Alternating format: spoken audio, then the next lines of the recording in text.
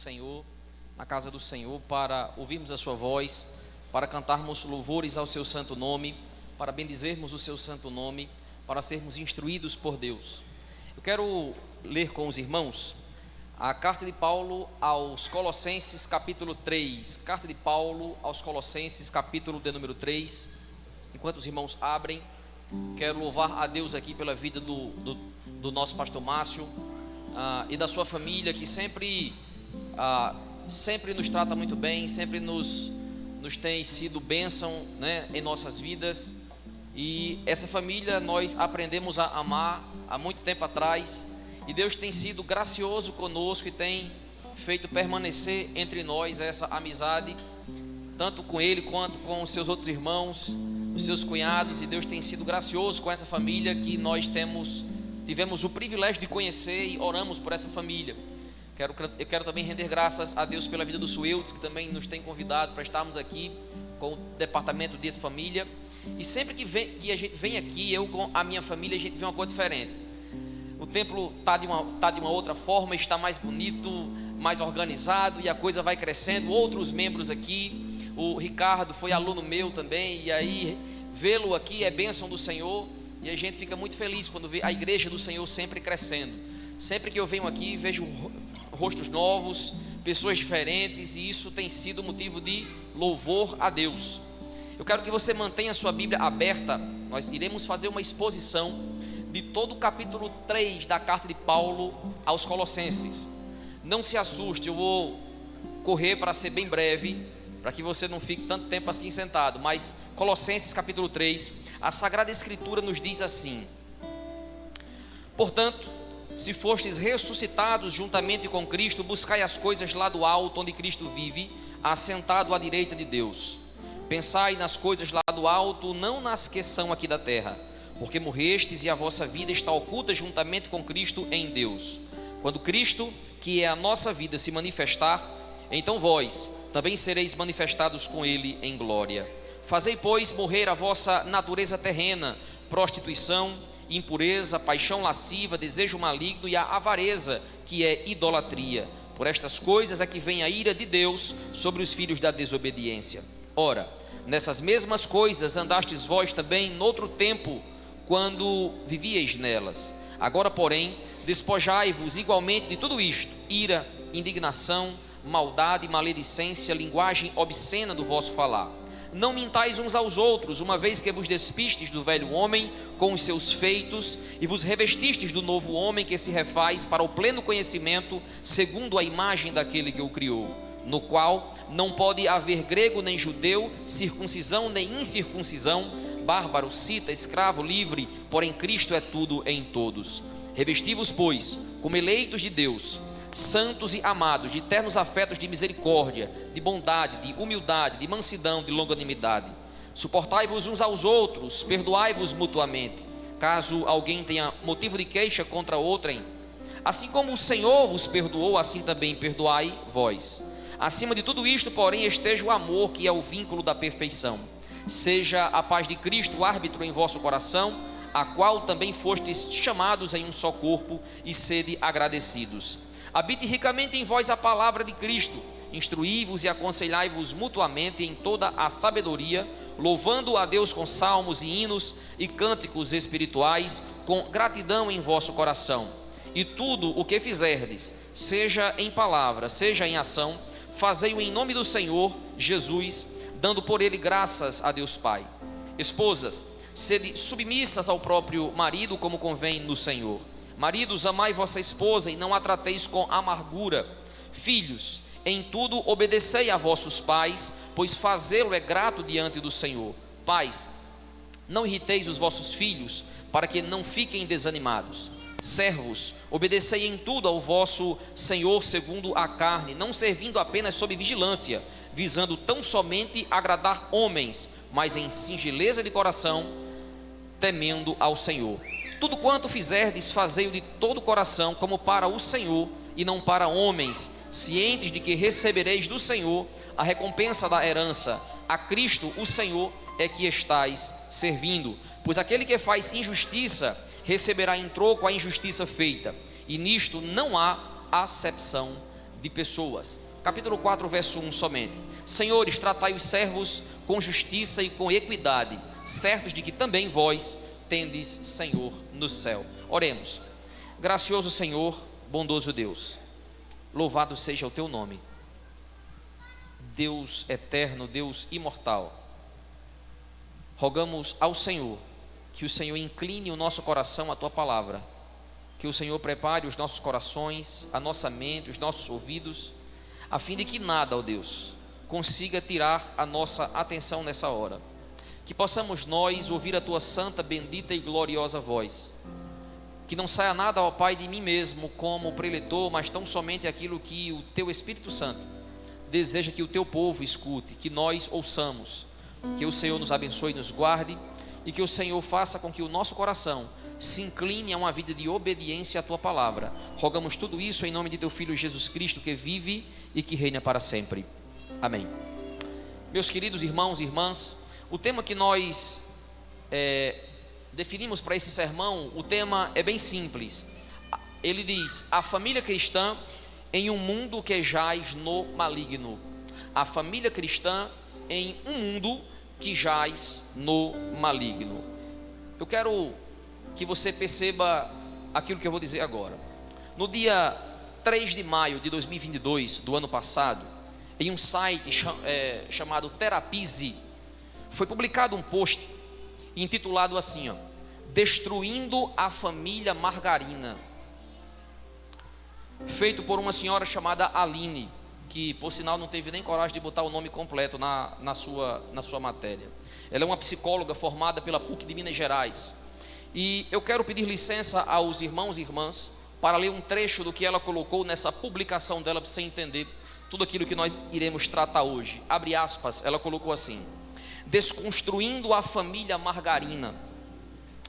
Você já se deparou com esta expressão em sua vida? Os comerciais de margarina, como uma estratégia de marketing, por muito tempo se utilizaram de certo modelo de família para vender mais do que um produto, mas um ideal de vida. Tal ideia baseia-se na influência estadunidense de algumas décadas atrás, em relação à matriz familiar patriarcal, heterossexual e predominantemente branca, constituindo-se como um pai, uma mãe e seus filhos. Ela continua: a partir deste modelo de pensamento, internalizado como, entre aspas, ela colocou no texto, tradicional para a existência de uma família na sociedade ocidental, a publicidade muito se utilizou deste ideal como motor de vendas para vários produtos, como parte de um estilo de vida a ser seguido. Porém, você já parou para pensar na responsabilidade de sustentar um ideal de família ao qual em sua maioria não existe? E ela continua o seu argumento na tentativa de destruir a família como definida na Sagrada Escritura. Ela chama a família em que existe um pai, uma mãe e seus filhos de família margarina, porque os comerciais de margarina da época mostravam um pai, uma mãe e seus filhos como o ideal de família a ser vivido pela sociedade. Mas, meus queridos, a família cristã, ou a família de uma forma geral, tem sofrido diversos ataques, e não é de agora, é de muito tempo. Vários ataques a família tem sofrido. Basta você ver as atuais propagandas ou publicidades. Se você pegar uma propaganda de cerveja, quase em sua totalidade tem que aparecer uma mulher seminua, como se tivesse ou se quisesse atrelar a imagem do beber uma cerveja a outras questões da vida do ser humano. Numa propaganda, por exemplo, meus queridos, de carro, quase que sempre tem que aparecer uma mulher ou seminua, ou tentando ser um homem bem vestido tentando seduzir uma mulher por conta daquele automóvel bonito ou caro. Se você pegar uma propaganda de roupa íntima de mulheres, nem se fala. Quase em sua totalidade, as publicidades que envolvem a venda de roupa íntima para mulheres, elas têm como cunho principal, ou como finalidade, o interesse que a mulher tem que ter naquela roupa íntima, porque ela de alguma forma vai atrair o olhar dos homens. E essa é uma das principais estratégias do diabo para deturpar o próprio modelo cristão de família definido na Sagrada Escritura. E aí basta você ver, irmãos, que a família em todas as eras sempre sofreu ataque, seja do próprio diabo, ele é chamado na Bíblia de Satanás, que significa adversário.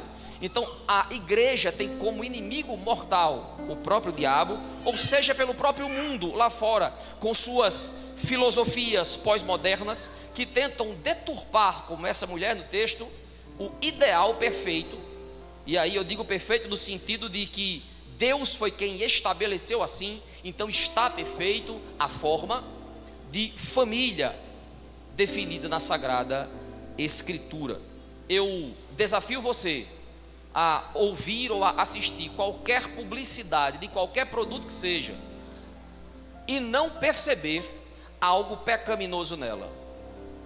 Me diga o que tem a ver uma propaganda de perfume que apenas precisa comprovar que a sua fragrância é agradável, ou que permaneça no seu corpo por muito tempo, com colocar um homem seminu tomando banho, ou uma mulher seminua usando aquele perfume. Qual a ideia por trás de tudo isso? Óbvio que é deturpar aquilo que a Sagrada Escritura ensina. Assim, irmãos, como é que a família cristã, irmão Robson, deve viver neste mundo que jaz no maligno? Eu tenho uma família, ela está aqui, ela está na igreja, o que é que eu devo fazer vivendo nesse mundo que jaz do maligno? É exatamente isso que nós iremos olhar para essa carta, olhar para esse texto e tentar extrair dela. Você que diz que a Bíblia é a única regra de fé e prática na sua vida, é olhar para a Sagrada Escritura e extrair dela o que ela diz, o que Deus diz nela. Ele ensina como nós devemos viver. A Bíblia, eu sempre digo, é um livro supramoderno. Ela diz até coisas que ainda não aconteceu. Como dizia um grande filósofo, ela é mais atual do que o jornal de amanhã. É nela que nós precisamos nos respaldar. É por meio dela que nós temos que viver. Ela deve ser nossa regra de fé e prática.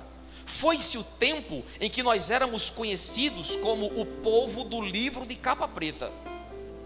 Porque onde você via um crente, em qualquer hora do dia ou em qualquer lugar da cidade, ele estava com sua Bíblia na mão. Eu ainda alcancei esse tempo. Não sou tão velho assim, mas alcancei esse tempo. E nós éramos motivo de piada. As pessoas riam de nós quando andávamos com a Bíblia na mão. E hoje isso não tem sido com frequência percebido. Mas, meus irmãos, carta de Paulo aos Colossenses. Essa é uma carta chamada Carta da Prisão. Paulo escreveu ela quando estava preso. E dizem que provavelmente foi uma das suas últimas prisões quando ele estava em Roma. Paulo estava preso em Roma e ele não fundou essa igreja em Colossos.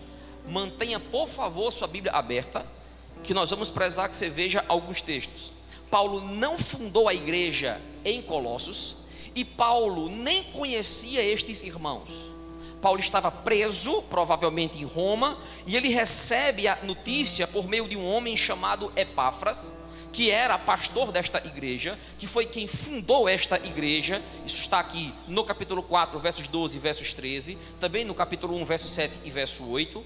A gente não vai ler isso aqui. Então Paulo recebe informação desse irmão, de que a igreja em Colossos estava, de certa forma, bem, porque estavam vivendo em comunidade, porém, eles estavam sendo afetados por uma filosofia moderna para a época, que deturpava algumas verdades bíblicas que eles ouviram de Epáfras. Então Paulo sente a necessidade de escrever para esses irmãos, para doutriná-los, para ensiná-los e para mostrá-los que a morte de Cristo, a vida de Cristo, o seu sacrifício, a sua ressurreição, tem total influência na vida da igreja, de tal forma que o comportamento desses irmãos deveriam ser pautados nessa verdade, na verdade bíblica. E aí, meus queridos, Paulo, após saber que esses irmãos estavam com dificuldade, escreve esta carta aqui. Como é que esta carta deve ser vista? Capítulo 1, do verso 1 ao verso 23, Paulo traz um poema fantástico. Ele exalta a pessoa bendita de Cristo. Cuidado, alguns dizem assim: Colossenses é a carta irmã gêmea de Efésios. Você viu que alguns textos aqui, alguns irmãos que vieram aqui leram em Efésios. Cuidado, enquanto Efésios Paulo lá está preocupado em revelar a igreja como um corpo, aqui Paulo tem a preocupação de apresentar Cristo como cabeça desse corpo. Então a ideia de Paulo aqui é enaltecer, é exaltar, é bendizer eternamente a pessoa bendita de Jesus Cristo. Esse é o foco de Paulo. Cristo, Cristo, Cristo. Um dos pilares da reforma: solos Cristo. Somente Cristo, somente Ele é alvo da nossa adoração. E Paulo faz isso no capítulo 1, do verso 1 ao verso 23. Depois do verso 24 até o capítulo 2, verso 5, Paulo mostra como a sua prisão tem importância, relevância, no sentido de que a vontade de Deus é quem está sendo feita e ele necessitaria estar ali. Basta você se recordar, e Paulo menciona isso aqui. Paulo escreve uma das suas menores cartas, é a carta a Filemon. Quando Paulo estava em Roma preso, Filemon era um servo e que tinha um escravo chamado Onésimo. Paulo fala de Onésimo aqui. Simplesmente Paulo só conheceu esse irmão quando estava na cadeia preso. E por conta disso, cartas belíssimas que nós lemos aqui, domingo após domingo, há pregações nessas cartas, foi porque Paulo estava preso. E as escreveu quando estava preso. E aí, meus irmãos, Paulo mostra que Deus é glorificado na nossa tribulação. Tem um pastor chamado esqueci o nome dele, mas termina com Bessa no final. Josemar Bessa, minha filha me lembrou ali. Josemar Bessa, e ele diz assim: e se Deus quiser ser glorificado na sua tribulação, e daí? É difícil para a igreja, né? E se Deus quiser ser glorificado no seu sofrimento, e daí? Ele fez isso com o próprio Filho. A morte de Cristo glorificou a Deus. Imagina nós, como filhos adotivos dele. No capítulo 2, do verso 6 até o verso 23, Paulo mostra como esses irmãos estavam numa pressão tremenda nessa época aqui. Uma pressão ideológica, filosófica, rudimentos do mundo. O povo estava inventando de adorar a anjos, estava misturando, o culto estava fazendo, o culto já não era mais culto, era um negócio deturpado. E Paulo vai distorcer esse pensamento desses irmãos aqui. No capítulo 3 e 4, Paulo mostra como o cristão deve viver a vida a partir deste entendimento do que ele diz. Queridos, atenção para o que eu vou dizer.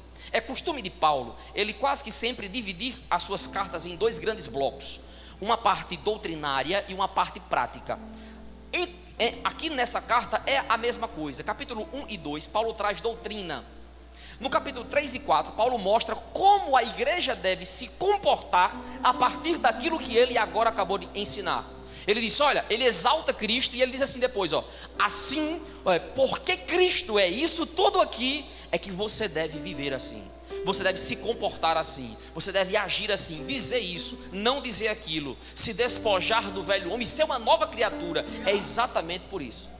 Então Paulo tem essa divisão nas suas cartas. Sempre que você lê, perceba isso. Efésios, capítulo 1, 2 e 3 é a parte doutrinária da carta. 4, 5 e 6 é a parte prática da carta. Aqui Paulo faz isso. O texto que nós lemos, ele se encontra nessa parte aqui da parte prática. Capítulo 3, ele começa a parte prática. E aí, irmãos, antes de nós irmos direto ao texto, eu quero que você perceba algumas coisas. Primeiro, no capítulo 1, do verso 3 ao verso 6, Paulo informa de que os crentes precisam ouvir determinada mensagem. No versos 7 e 8, Paulo mostra que essa igreja tinha um bom pastor, Epáfras, que ensinava aqueles irmãos ali. Capítulo 1, versos de 13 a 23, Paulo faz uma exaltação à pessoa bendita de Jesus Cristo e da sua obra, e que ele nos livrou da escravidão do pecado. Você quer ouvir uma bênção enorme? Deus nos livrou da escravidão do pecado. Isso aqui era motivo para nós passar a noite inteira glorificando e cantando e chorando de joelho, levantando as mãos para cima. Ele nos livrou da escravidão do pecado. Isso é tremendo. Aí no capítulo 2, do verso 1 ao verso 4 e verso 8, Paulo faz uma oração para que aqueles irmãos sejam cheios de conhecimento e eles entendam isso que ele acabou de dizer aqui. Ele diz: olha, eu rogo ao Senhor que abra os olhos do vosso entendimento, para que você compreenda a riqueza da glória que é entender essa questão da exaltação de Cristo aqui. Eu rogo a Deus que vocês entendam isso aqui. Capítulo 2, dos versos 16 a verso 23, Paulo mostra o perigo e a ineficácia da vida em ritualismo. Vários de nós, irmãos, vários dos membros de algumas igrejas passam a vida inteira indo para a igreja nos domingos por um mero ritualismo. Não tem ideia do que veio fazer aqui. É domingo, culto, escola bíblica, mas não tem noção do que é o dia do Senhor. Não sabe por que estão aqui. Não tem noção da gravidade e do tamanho do pecado que é faltar o domingo na igreja. Porque é um dia santo que Deus separou para que o seu povo estivesse aqui. Mas, meus irmãos, no capítulo 3, Paulo começa a dar orientações, com a sua Bíblia aberta. Paulo divide o capítulo 3 aqui, eu faço uma divisão aqui em dois grandes blocos. Paulo traz orientações gerais, do verso 1 ao verso 17. Depois do verso 18 até o capítulo 4, verso 1, ele traz orientações mais específicas. E aí é aqui que nós vamos tratar, nessas orientações específicas, a família, porque Paulo faz isso aqui. Então vejamos o que Paulo faz aqui, ó. Note, irmãos, que Paulo, antes de trazer as orientações, ele informa que estas orientações são para aqueles que já foram alcançados pela graça de Deus. Cuidado quando ler textos e tentar aplicar certos textos ao seu vizinho que não é cristão, porque possa ser que o texto que você esteja pegando não seja para ele. Cuidado, a Bíblia foi escrita para o povo de Deus, ela não foi escrita para o mundo, ela foi escrita para cristãos, para crentes lavados e remidos, porque ela é a revelação especial de Deus, e Deus é tão tremendo que decidiu, Ele escolheu se revelar a nós por meio da Sagrada Escritura, e nos deu ela. O milagre que tem, você está com a Bíblia aí, isso é um milagre tremendo, porque durante vários anos na história da igreja, se tentou abolir a Bíblia, até queimar em praça pública. Então, quando Paulo traz essas orientações, observe na sua Bíblia para quem são. Capítulo 2, verso 6, Paulo diz exatamente assim, ó: ora, como recebestes Cristo Jesus o Senhor, assim andai nele. Agora olhe o que diz o capítulo 2, verso 20, ele diz assim, ó: se morrestes com Cristo para os rudimentos do mundo, porque como se vivesseis no mundo, vos sujeitais a ordenanças. Paulo está escrevendo para aqueles que receberam a Cristo como Salvador, e também para aqueles que já morreram com Cristo. Por isso, ele começa o capítulo 3, no verso 1, dizendo exatamente assim, ó: portanto, ou seja, de tudo isso que eu já disse, portanto, olha o que ele diz: se fostes ressuscitados juntamente com Cristo. Para quem Paulo está escrevendo? 1, para quem recebeu a Cristo. 2, para quem já morreu com Cristo. 3, para aqueles que foram ressuscitados com Cristo na sua ressurreição. Então Paulo não está escrevendo aqui para qualquer pessoa, está escrevendo para nós. Louvado seja a Deus por isso. E Paulo começa dizendo assim, ó: se você está encaixado nesses 3 itens aqui, Paulo diz assim, ó, olhe os verbos que Paulo utiliza aqui, ó: buscai, pensai, fazei, despojai-vos, revesti-vos e suportai. Se você é cristão, é crente, está aqui, olha o que Paulo diz assim, ó: buscai as coisas lá do alto, onde Cristo vive. Busquem as coisas do alto. O que Paulo nos ensina aqui? Que nós como cristãos devemos buscar as coisas que são do alto. Crianças, a Bíblia nos ensina que nós precisamos pensar e buscar primeiro as coisas de Deus. Quando papai, mamãe trazem vocês aqui, eles querem mostrar para vocês que estar aqui é mais importante do que estar em qualquer outro lugar. É isso que vocês têm que entender. Mas, meus irmãos, Paulo diz assim ainda: pensai nas coisas do alto. Paulo não está nos ensinando a sermos fanáticos. A todo instante e toda hora a gente está na rua só pensando e falando só coisa da Bíblia. Senão as pessoas iriam dizer o quê? Esse bicho é um doido. Esse menino está maluco. Essa mulher endoideceu. Paulo não está dizendo isso. Paulo está nos ensinando aqui que pensar nas coisas do alto significa vivermos uma vida nessa terra, entendendo que nós não somos daqui e que as coisas que acontecem aqui têm um propósito e um reflexo na eternidade. É isso que Paulo quer nos ensinar. Por isso ele diz assim: pensai nas coisas lá do alto, não nas que são aqui da terra. Você já percebeu que várias das vezes a gente se encontra com irmãos que são da mesma igreja, a gente se senta muitas vezes e passa 1 hora conversando, 2 horas, não sai um testemunho piedoso, não sai um versículo da Bíblia, não sai nada sobre Deus. Isto é impressionante.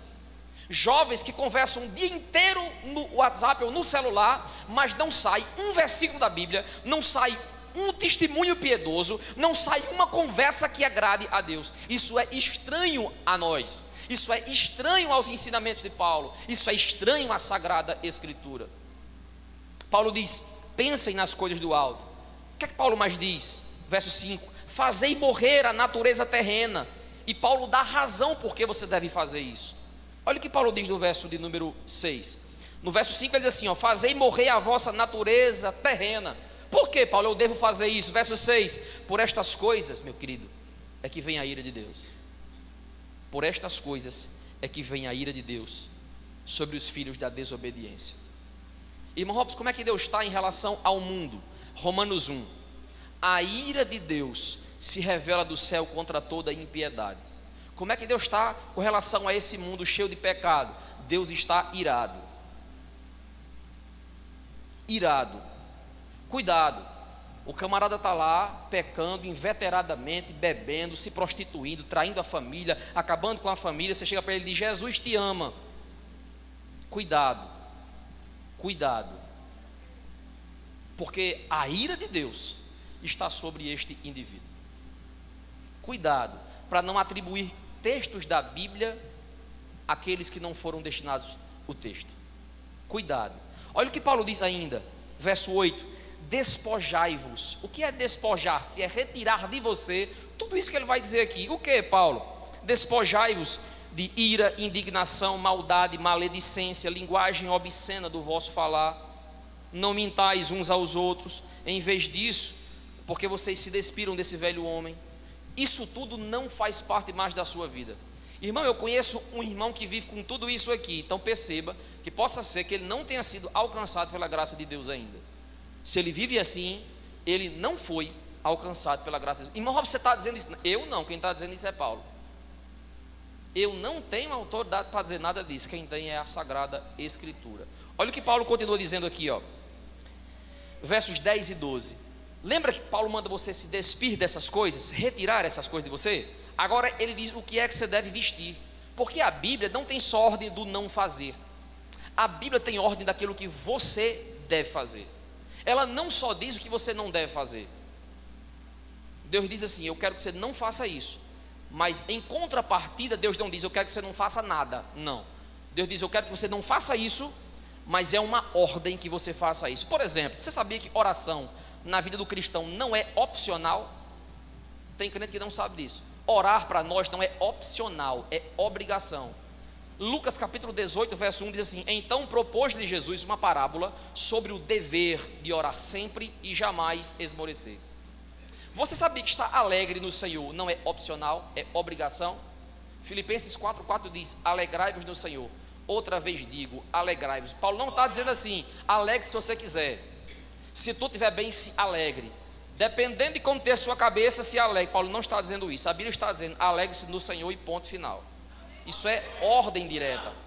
Então a gente tem mania de olhar para textos, certos textos, e tentar relativizar, tentar dizer o que eu acho que o texto está dizendo, porque eu penso que... Não é o que você pensa, é o que Paulo está dizendo, é o que a Bíblia está dizendo. Olha o que ele diz aqui, revesti-vos, verso 10, ele diz assim, e vos revestistes do novo homem, que se refaz no pleno conhecimento, segundo a imagem daquele que o criou. Olhe só o que diz o verso 12: revesti-vos, pois, como eleitos de Deus, santos e amados, de ternos afetos de misericórdia, bondade, de humildade, de mansidão, de longanimidade. É isso que você precisa se revestir. O que é que eu devo fazer da minha vida? A Sagrada Escritura diz, querido. Observe que Paulo agora, por último, diz assim, suportai-vos. Você quer ver coisa difícil na igreja, na família, no relacionamento? Suportar. Você já percebeu que uma das frases mais ditas por casais em discussões é assim: eu não suporto mais você? É quase sempre assim. Você não me entra mais. Eu não suporto mais esta vida. Eu não aguento mais isto aqui. Eu não suporto mais isso aqui. O que é que Paulo nos diz? Olha o que Paulo nos diz no verso 13. Ele diz assim, suportai-vos uns aos outros, perdoai-vos mutuamente. Caso alguém tenha motivo de queixa contra outrem, assim como o Senhor vos perdoou, assim também perdoai vós. Queridos, o perdão é preciso ser entendido de forma bíblica. E é algo tão sério, mas tão sério, mas tão sério, que se você não souber sobre o perdão, quando você alguma vez recitou o Pai Nosso da Bíblia, você talvez tenha recitado a sua sentença de morte, quando você recitou ele. Quando você diz assim, Pai, perdoa-me, assim como eu tenho perdoado os meus devedores. Aí eu não perdoo ninguém. O que é que eu estou dizendo? Não me perdoe não, Deus, porque eu também não perdoo a ninguém. Olha que coisa incrível. Olha que... se você não é capaz de perdoar, quando você ora um Pai Nosso, ou recita ele, você está recitando sua sentença de morte. Cuidado com isso. Paulo diz assim, suportai-vos uns aos outros. Irmão Robson, Paulo está dizendo isso porque é fácil, não, ele está dizendo exatamente que é muito difícil. É justamente por isso que ele nos diz para suportarmos. Mas meus queridos, Paulo conclui esse trecho informando que tudo quanto a gente fizer deve ser em nome do Senhor Jesus Cristo. O alvo da nossa vida, o alvo da igreja, irmãos, é a glória de Deus. Por isso, outro dos pilares da Reforma Protestante, estamos no mês da Reforma Protestante, 506 anos, né? E eu fiquei feliz em estar aqui justamente nesse mês ainda. É soli Deo glória, somente a Deus toda a glória. Tudo que acontece, irmãos, na igreja deve render louvor e glória a Deus tão somente. Nem o pregador, nem quem canta, nem quem faz qualquer coisa que seja na igreja deve ter a atenção voltada para ele, por ele em si. Tudo que acontece na igreja tem que ter como alvo principal, como meta principal, que Deus seja glorificado. Quando você sai de casa no dia de hoje, é pensando assim: eu não vou para a igreja assistir a um culto, eu vou para a igreja cultuar ao Deus que é eterno, imortal, invisível, Deus único, Deus soberano, a Ele toda a glória pelos séculos dos séculos. Paulo diz isso em Romanos: a Ele, pois, a glória pelos séculos dos séculos, amém. Queridos, Paulo continua: irmãos, se estas coisas não acompanham a tudo de seu comportamento, fique atento, talvez você ainda precise ser alcançado pela graça de Deus. Agora vamos a umas orientações específicas de Paulo aqui.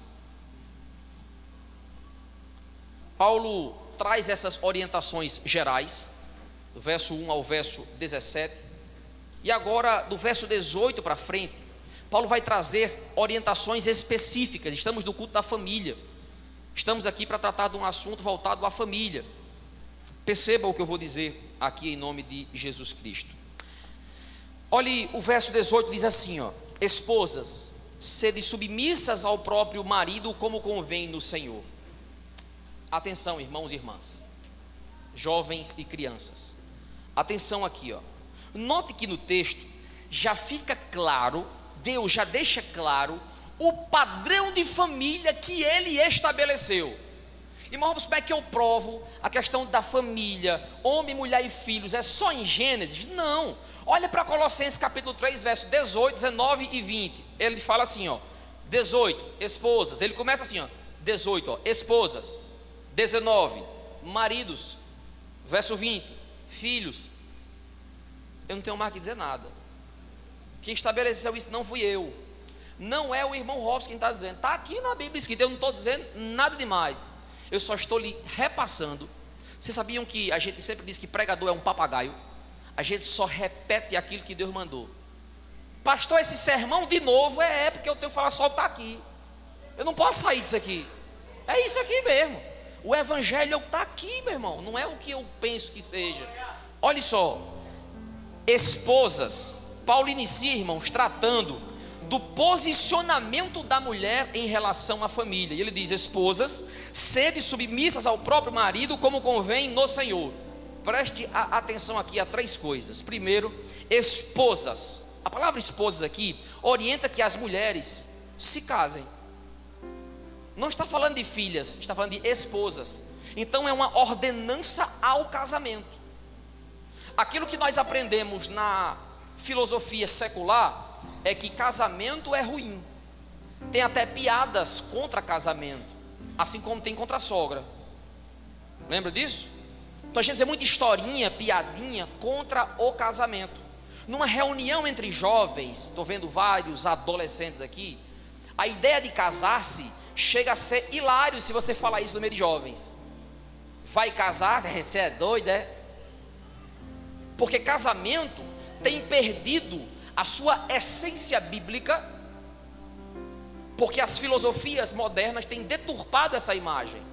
Então Paulo começa dizendo esposas, o que já pressupõe a necessidade do casamento. E cuidado, com exceção daquelas que, enfim, tem o dom do celibato, tem aqueles que têm o dom de não casar. Bom, aí é com a pessoa e Deus, tá? Mas na grande massa daquilo que Paulo está falando à igreja, ele está dizendo esposas.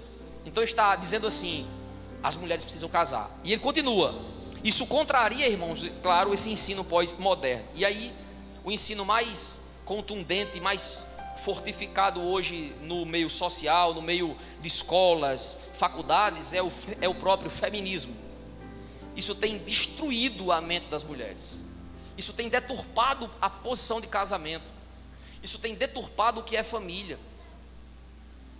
E aí vocês veem mulheres cada vez mais com problemas do coração, porque não estão vivendo aquilo que Deus definiu para ser vivido. Depois Paulo diz assim, sede submissas. O termo aqui, muitas vezes ele é mal compreendido, ou sempre é mal compreendido por essa mesma filosofia do feminismo, porque elas dizem sempre que esse ser submissa coloca a mulher numa posição de inferioridade. Não é isso que a Bíblia ensina. A Bíblia não diz que a mulher é inferior ao homem. A Bíblia diz que numa relação marital ela precisa ser submissa. Irmão Robson, qual a interpretação original desse texto? É submissa mesmo. Não tem outra interpretação aqui. Agora, eu não quero tratar aqui, não é hora para tratar como deve ser esta submissão. Mas Paulo diz, sede submissas. Em terceiro lugar, ele diz assim, é como convém no Senhor. Aqui é que está o X da questão. A mulher deve ser submissa ao marido em tudo? Não. Ela só não deve ser submissa quando ele não for fiel à Sagrada Escritura. Como por exemplo, o marido chega para sua esposa e diz, olha, eu quero agora colocar mais 2 mulheres aqui dentro de casa, quero ficar com vocês 3. Ela tem que se sujeitar a isso? Não. Por que, irmãos? Porque a Bíblia diz que o casamento é monogâmico. É só um marido e uma mulher. Então ela não precisa ser submissa quando o seu esposo não estiver sendo submisso à Sagrada Escritura. Meus queridos, o padrão de submissão é um padrão que se olha em Deus. Lá em Efésios 5, quando Deus manda que as mulheres sejam submissas ao seu marido, vai dizer assim, como ao Senhor. O exemplo aqui, o ponto focal que eu preciso imitar é o próprio Deus. Por isso em Efésios 5, verso 1, Paulo diz assim, sede imitadores de Deus como filhos amados. Por isso o Cristo vai dizer, sede santo porque eu sou santo. Olhem para mim. Deus vai dizer assim, olhem para mim. Hebreus vai dizer assim, olhando para Jesus, autor e consumador da fé. O nosso foco, irmão, o nosso padrão, o nosso modelo é Cristo. Cuidado jovens, que meninas estão procurando homens para casar. Cuidado com a imagem do K-pop, que é uma imagem masculina deturpada. E aí só a juventude entendeu o que eu disse, né? A minha filha já olhou para mim, ele rindo, né? Cuidado com o perfil de masculinidade que está sendo impregnado na sociedade hoje, que é contrário ao que a Sagrada Escritura diz. E aí nós vamos ter um problema no futuro com casamentos sendo desfeitos, com vários divórcios. Por que, irmão Robson? Porque não acompanhou o padrão estabelecido por Deus. Irmãos, olhe só, as mulheres aqui, a minha filha mais nova tem 12 anos, a mais velha tem 14, já até leu esse livro que eu vou indicar para vocês mulheres aqui. O livro é Deixe-me Ser Mulher. A minha mais nova está lendo agora, está na página 154, capítulo 30, estou sabendo, né? O livro é Deixe-me Ser Mulher, de Elizabeth Elliot. Fantástico livro para mulheres, leiam esse livro. Mulheres, se casem, é ordenança divina, não sou eu quem estou dizendo. Agora se casem com homens de Deus. Mulheres, cuidado, sejam submissas segundo a palavra do Senhor. Mas Paulo continua, verso 19: maridos, amai vossa esposa e não a trateis com amargura. Agora Paulo olha para o homem e tenta o instruir, e Paulo traz instruções tremendas para esse homem num versículo tão pequeno. Paulo faz assim, ó: maridos. Ora, ele já orienta que os maridos, esses homens também devem se casar. Ele não está dizendo meninos, né, rapazes, homens. Ele diz maridos, vocês que são casados, maridos. E aí o ensino filosófico hoje é que o homem não pode casar cedo. E essa é uma filosofia hedonista, é uma filosofia da busca do prazer pelo prazer. Faça aquilo que lhe dá prazer, que está tudo ótimo. Não case não, que você vai perder sua vida. Coitado, casou tão novo, parece que está morrendo, né? Lembra quando alguém morre que é novo, a gente assim, tadinho, morreu tão novo, né? Quando casa, parece-me que a expressão facial e o que é dito é a mesma coisa. Tadinho, casou tão novo. Parece que isso é perder a vida. Eu casei com 18 anos, vou fazer próximo ano 21 anos de casado com a mesma mulher, né? Ela continua linda, eu que venho piorado ao longo dos anos. Quem me conhece aqui de vários anos, vem piorando, Deus tem tido misericórdia. Mas meus irmãos, Paulo diz uma coisa que o homem precisa atentar para o que ele diz agora. Paulo diz assim, ó: amai a vossa esposa. Cuidado, primeiro, não está no plural, amai as vossas esposas. Então Paulo já deixou no singular, sem entender que é só uma. Já está claro isso, não tem nem que a gente discutir. Então Paulo é só um, é monogâmico. Também nós somos instruídos a amar a esposa. Maridos, amai a vossa esposa. Lembra que já foi lido aqui Efésios 5:25? O parâmetro é quem? É Cristo. Ame como Cristo amou a igreja e se entregou por ela. Irmãos, perceba isso, aprenda isso, jovem, aprenda isso, criança. O padrão que nós temos que seguir é Cristo e só Ele. É esse o padrão. Nós como pais, como vocês como mães aí, precisam olhar para os seus filhos e dizer assim: eu quero que você faça isso. Mas não é só porque eu quero que você faça isso, é porque a Bíblia diz que é assim. Eu lembro minha filha bem pequenininha, fez uma traquinagem lá, uma coisa ou outra, e desobedeceu a mãe.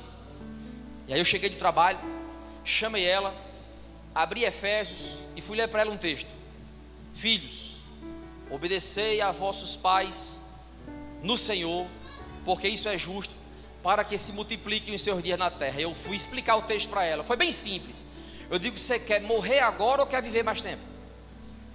Ela disse: pai, eu quero viver. Eu digo: então a regra bíblica é: obedeça a seus pais, para que se prolongue seus dias na terra. Você quer viver mais tempo? Quero. Obedeça aos seus pais. Não é eu quem estou, não é papai quem está dizendo, não. O modelo é a Bíblia. Eu não tenho nada a ver com isso. E aí ela chorou, aquela coisa toda. Mas é esse. Nós temos que olhar para os nossos filhos e mostrar é o que está na Bíblia. Temos que voltar, irmãos, a ser o povo do livro de capa preta. Temos que voltar às nossas conversas.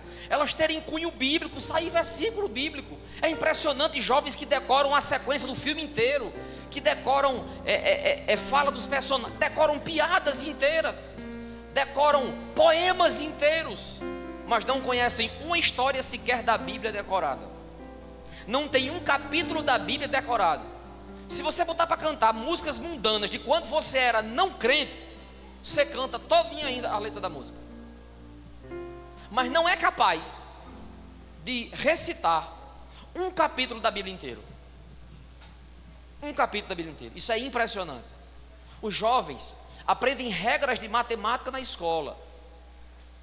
Aqueles que gostam de matemática pode perguntar assim: a fórmula de Bhaskara, aquela coisa toda, sabe? O cara sabe, mas pergunta para ele como fundamentar a doutrina da santificação, ele não sabe. O que a Bíblia me diz sobre poder ou não ter uma tatuagem, o cara não sabe. Posso ou não fumar? Pode não. Por quê? Onde é que está na Bíblia isso aqui? Ah, não sei. Sabe por quê? Porque doutrina não é o lugar onde você sempre está. Escola bíblica não tem sido o lugar onde você sempre quis estar. É óbvio que você não vai saber, porque você tem sido muitas vezes frequentador de igreja e no domingo à noite e tão somente. Como é que vai aprender isso? Como é que vai saber isso aqui? E Paulo encerra falando dos homens assim, ó: não a trateis com amargura. Sabe por que Paulo faz isso aqui? Porque Paulo conhece a natureza nossa de homem. Nós somos mais volitivos, agimos pelo instinto. O homem é aquele ser mais bruto mesmo. O homem é aquele que arruma menos e desarruma mais. O homem é aquele que suja mais e limpa menos. O homem é aquele que, então, entendendo isso, Paulo diz assim: olha, ame a sua esposa e não a trate com amargura. Perceba isso. Nós temos como homens, irmãos, peço oração por isso, que nos policiar nas nossas pequenas frases do dia. Muitas vezes o café chega e falta um obrigado. O almoço já está pronto. Que bênção, muito obrigado. Me dê essa toalha que eu esqueci. Tome, muito obrigado. Porque ela não é escrava sua. Ela não é sua escrava. Ela é sua esposa. Eu não posso tratá-la com amargura e tenho que me policiar com isso. Nós, como homens cristãos, temos que atentar para isso. É porque isso é bonito, é lindo, ai que maravilha, que homem. Não é por isso. Cuidado, a razão não é essa. É porque Deus nos manda ser assim, e é a Ele toda a glória. É por isso aqui. Esse é o foco. Glória a Deus. Homens, se você não tem o dom do celibato, homem, se case. Por quê, irmão Robson? É uma ordem divina. É uma ordem divina. Aos casados eu digo, não eu, Paulo aqui, né? Ame sua esposa e não a trateis com amargura. Amem a vossa esposa. Ao homem aqui eu quero indicar 2 livros. Depois, se você não se lembrar, porque não anotou, fala comigo lá fora ou manda um zap e eu consigo mandar para vocês aqui. O livro é O Homem Bíblico, de Stuart Olyott. Um fantástico livro. O Homem Bíblico, Stuart Scott. E o outro livro é Fidelidade, do Douglas Wilson. Atenção para esse livro, Fidelidade. Sua esposa não pode ler esse livro sem que você leia primeiro. Essa é uma orientação do próprio autor do livro. Ele traz uma linguagem muito masculina, direta para o homem. Esbagaça o coração da gente mesmo. Bota para torar, como diz a história do Matuto. Então, sua esposa só pode ler se você deixar, e depois de você ler primeiro. Fidelidade. Ele fala da infidelidade dos homens em todo sentido, até no pensamento. Agora se prepare, porque o couro vai comer no lombo.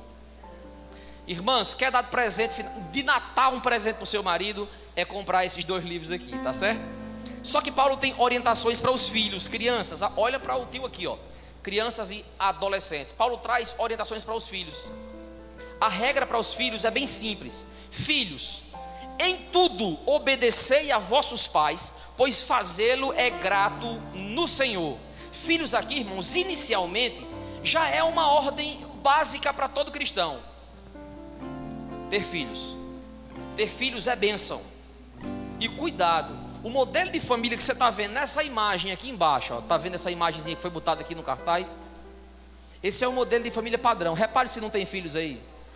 E pelo que eu me lembro, não tem só um não, tem? Tem dois, né? É no mínimo. A Bíblia diz assim, ó: filhos são bênção, são herança dos seus, são os filhos. E diz assim, ó: feliz o homem que enche dele sua aljava. Você sabe o que é aljava? Aljava é onde se botava as flechas. E comumente os guerreiros da época, atenção, os guerreiros da época comumente tinham no mínimo 6 flechas. Minha filha, nós estamos faltando 4. Ele: feliz o homem que enche dele sua aljava. Chegar no céu, eu quero ver esse rapaz que escreveu esse negócio aqui. Mas a ideia, irmãos, quando Paulo trata de filhos, ele já pressupõe uma família cristã. A família cristã tem que ter filhos.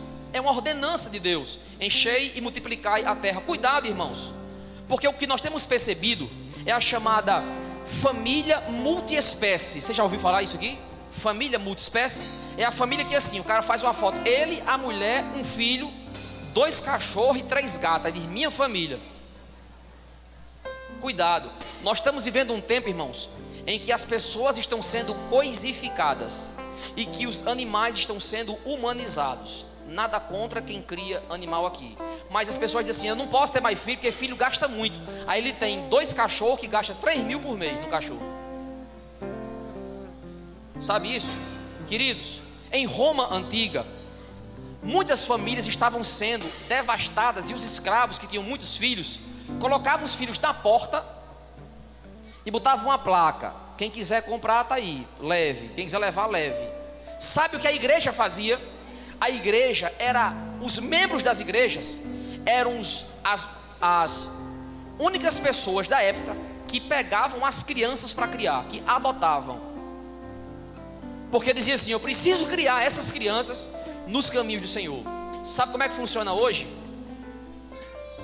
Na lista de adoção no judiciário, cerca de 60%, 40%, 60% são de homossexuais que querem adotar criança.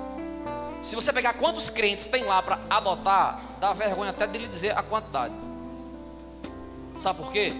Porque nós fomos muitas vezes engodados pela filosofia moderna de que ter filho dá trabalho, de que filho cansa. É muito difícil ter filho, é caro ter filho. Mas criar outras coisas, comprar um carro novo, comprar uma casa nova, reformar a casa, tudo isso é barato, tudo isso é facinho e tudo isso é bacana. Filhos, cuidado.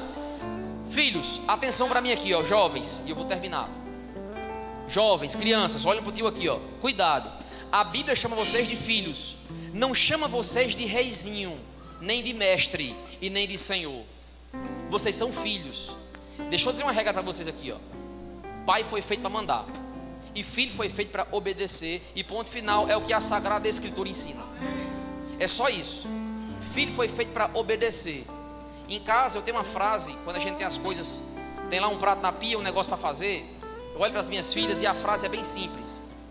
Chego no quarto, olho para elas com muito amor: aqui não é hotel, aqui é o nosso lar, é a nossa casa. Você faz parte dessa família. Você não é hóspede aqui para deitar no quarto, ficar com o celular e as coisas para fazer dentro de casa. Você não é hóspede, aqui não é hotel.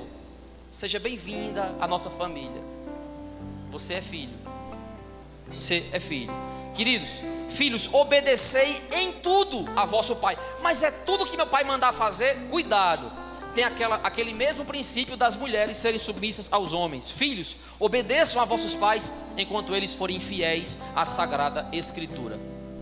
Se seu pai mandar você vender droga, por exemplo, é óbvio que você não vai fazer isso. Se seu pai mandar você pecar, é óbvio que você não vai fazer isso, porque isso ofende a Deus. Qual é a regra bíblica nisso aí, Robson? Atos 5:29. Me importa obedecer a Deus do que aos homens. Ponto final. Me importa obedecer a Deus do que aos homens. E ele diz por quê? Paulo diz: porque fazê-lo é grato no Senhor. A sua obediência, filho, ao seu pai, ela não só é benéfica para você e nem agrada ao seu pai. Além de ser uma ordenança bíblica, ela agrada a Deus. Quer agradar a Deus? É só obedecer aos seus pais. Só isso. Viva uma vida de obediência. Irmão Robson, você indicou livros para os homens e para as mulheres. Para os jovens e crianças também tem? Tem. E para jovens e crianças tem logo 3. Porque tem meninos e tem meninas, né? Primeira indicação de livro para as crianças. Minhas 2 filhas já leram esses livros aqui, praticamente quase todos aqui. Primeiro, Remédios Preciosos contra as Artimanhas do Diabo, de Thomas Brooks. É um dos puritanos antigos. Remédios Preciosos contra as Artimanhas do Diabo.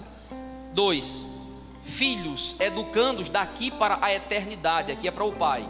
Filhos educando daqui para a eternidade, do Douglas Wilson. E para os pais ainda, principalmente aqueles que têm filhas mulheres, eu tenho logo 2. Você precisa ler esse livro aqui, ó, Sua Filha em Casamento, do Douglas Wilson.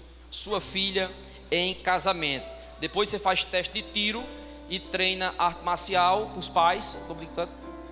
Queridos, eu quero encerrar dizendo o seguinte: Paulo orienta esses irmãos como a família deve viver em meio a uma sociedade, a um mundo que jaz no maligno. Como é, irmão Robson? Nessas orientações gerais, do verso 1 ao verso 17, e nas orientações mais específicas aqui, do verso 18 até o capítulo 4, verso 1, que ele traz orientações para o marido, para a mulher, para os filhos, para patrão, para servo, e Paulo faz isso aqui. E ele diz a razão de ser, irmãos. Capítulo 3, verso 23: Tudo quanto fizerdes, fazei-o de todo o coração, como para o Senhor e não para homens. Esse é o foco, olhar para Jesus. Você vai fazer isso, não é porque é o seu marido, é a sua esposa, ou é você, ou é seu filho, ou é seu pai, ou é sua mãe.